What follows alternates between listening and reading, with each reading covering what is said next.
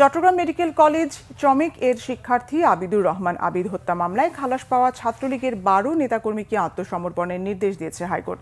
একই সঙ্গে বিচারিক আদালতের রায় কেন বাতিল করা হবে না তা জানতে চেয়ে রুলও জারি করেছেন আদালত।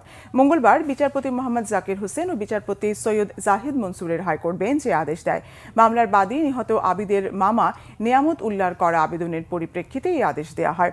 আদালতে আবেদনকারীর পক্ষে শুনানি করেন ওজি উল্লাহ মিয়া ও আজিমউদ্দিন পাটোয়ারি। 2011 সালের 21 অক্টোবর চমেক ছাত্রাবাসে ছাত্রদল কর্মী সন্দেহে তৎকালীন বিডিএস তৃতীয় বর্ষের শিক্ষার্থী আবিদুর রহমান আবিদকে পিটিয়ে হত্যার অভিযোগ ওঠে।